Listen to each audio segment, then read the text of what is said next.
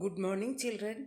मैं आपकी हिंदी की अध्यापिका कुसुमा नायर ऑनलाइन टीचिंग क्लास 2020-21 में आप सभी का स्वागत करती हूँ।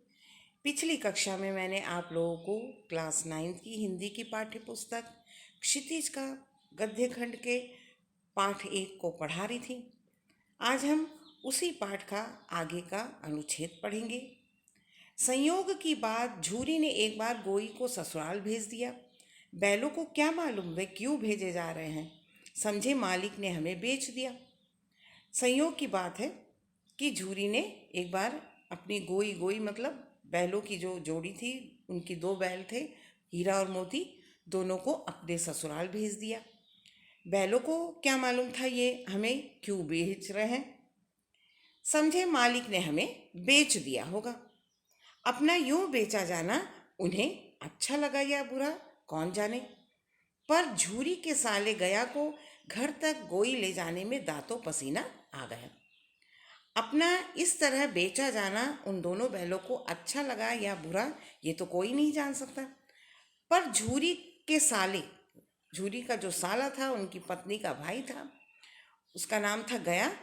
गया को घर तक ये दोनों बैलों को ले जाने में बहुत कठिनाई हुई।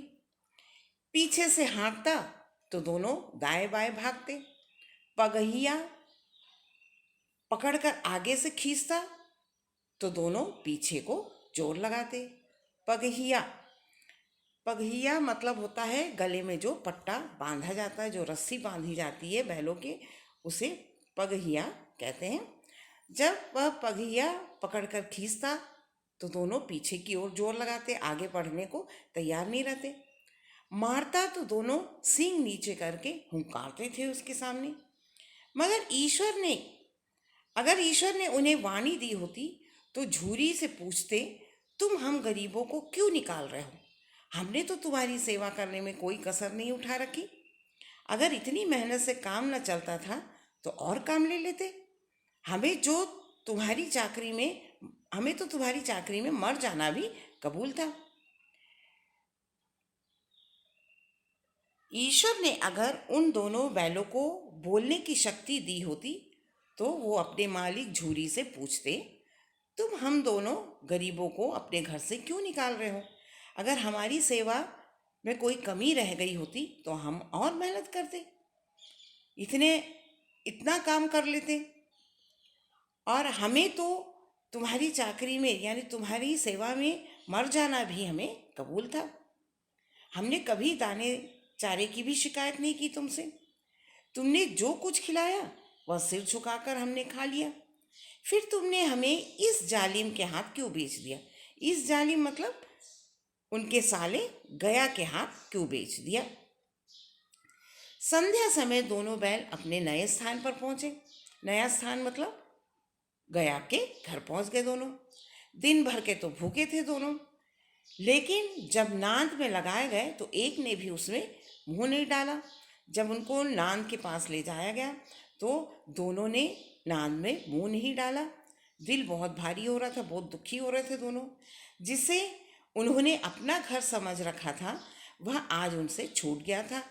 यह नया घर, नया गांव, नए आदमी उन्हें बेगानों से लगते थे। जिसे उन्होंने अपना घर समझ रखा था, यानी झूरी का घर, वो उसे अपना घर समझते थे। आज वह घर उनसे छूट गया था। अब वो नए घर यानी गया के घर पहुंच गए थे। नया गांव था, नए आदमी थे, और सभी उन्हें बेगाने से लग रहे थे, पराये से लग रहे थे। दोनों ने अपनी मूक भाषा में सलाह की, एक दूसरे को कनखियों से देखा और लेट गए। जब गांव में सोता पड़ गया तो दोनों ने जोर मारकर पगहे तुड़ा डाले और घर की तरफ चले। पगहे बहुत मजबूत थे। अनुमान न हो सकता था कि कोई बैल उन्हें तोड़ सकेगा। पर इन दोनों में जो है इस समय दूनी शक्ति आ गई थी। एक एक झटके से रस्सियां टूट गई। दोनों ने मूक भाषा में आपस में सलाह ली कि और एक दूसरे को कनखियों से देखा और लेट गए चुपचाप। जब गांव में सोता पड़ गया, यानी जब गांव के सारे लोग सो गए, तो दोनों ने जोर लगाकर अपने गले की रस्सी को तोड़ डाले और अपने घर की तरफ यानी झूरी के घर की तरफ चल पड़े।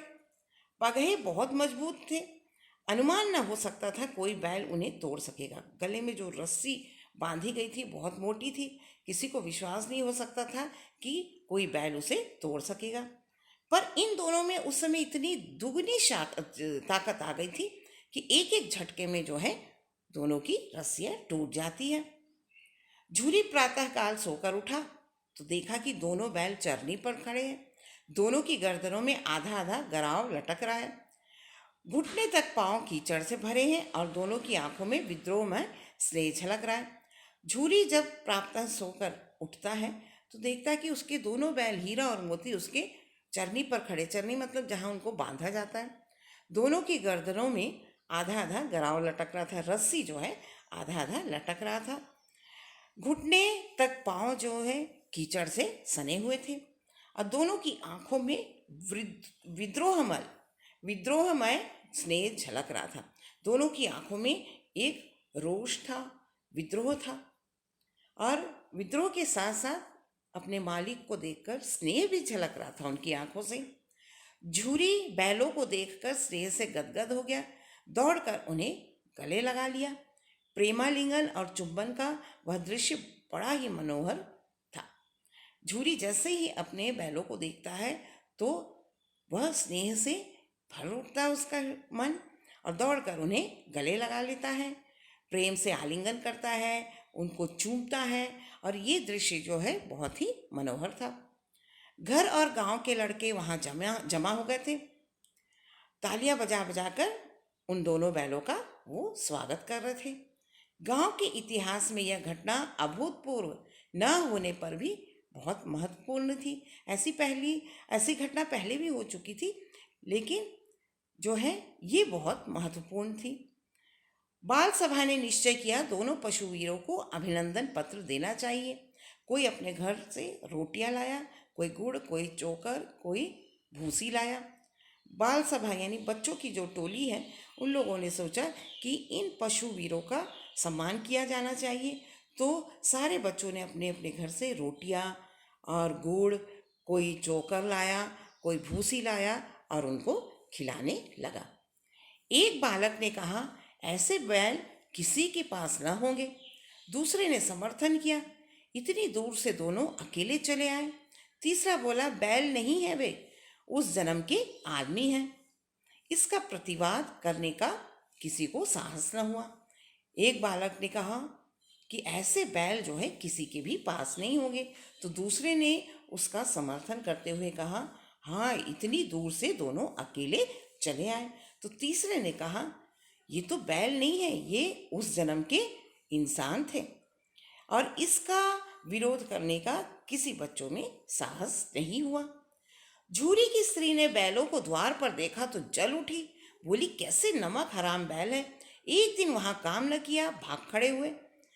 झूरी की स्त्री यानी झूरी की पत्नी ने बैलों को जब दरवाजे पर देखा तो बहुत गुस्सा हो जाती है, कहती है, कैसे नमक हराम है ये बैल, एक दिन भी मेरे भाई के घर में इन लोगों ने काम नहीं किया, वहां से भाग आए। झूरी अपने बैलों पर यह आक्षेप न सुन सका। नमक हराम क्यों है, चारा दाना न दिया होगा तो क्या करते। झूरी को अपने बैलों का इस प्रकार अपमान जो है वो सह नहीं सका। उसने कहा, नमक हराम क्यों है, तुम्हारे भाई ने उन्हें चारा दाना नहीं दिया होगा तो बेचारे क्या करते, इसलिए भागकर आ गए। स्त्री ने रौब के साथ कहा, बस तुम ही तो बैलों को खिलाना जानते हो, और तो सभी पानी पिला पिला कर रखते हैं। झूरी की स्त्री ने कहा कि बस तुम ही तो बैलों को खिलाना जानते हैं, बाकी सब तो जैसे पानी पिलाकर ही रखते हैं। झूरी ने उसे क्रोध दिलाने के लिए और चिढ़ाया, चारा मिलता तो क्यों भागते। स्त्री चिढ़ गई, भागे इसलिए कि वे लोग तुम जैसे बुद्धुओं की तरह बैलों को सहलाते नहीं, खिलाते हैं तो रगड़ कर जोतते भी है। ये दोनों ठहरे कामचोर भाग निकले। अब देखो कहाँ से खली और चोकर मिलता है, सूखे भूसे के सिवा कुछ न दूंगी, चाहे खाए चाहे मरे। स्त्री चिढ़ कर कहती है, भागे इसलिए कि सारे लोग तुम्हारे जैसे बुद्धू नहीं है कि बैलों को सहलाते रहे। खिलाते हैं तो रगड़ कर उनसे काम भी लिया जाता है। और ये दोनों तो कामचोर है, इसीलिए भाग निकले मेरे भाई के घर से। अब देखो दोनों को कहाँ से खली और चोकर मिलता है। सूखे भूसे के सिवा मैं इन्हें कुछ भी खाने नहीं दूंगी, चाहे ये लोग खाएं या मरे। अब इसके आगे का अनुच्छेद हम लोग अगली कक्षा में पढ़ेंगे।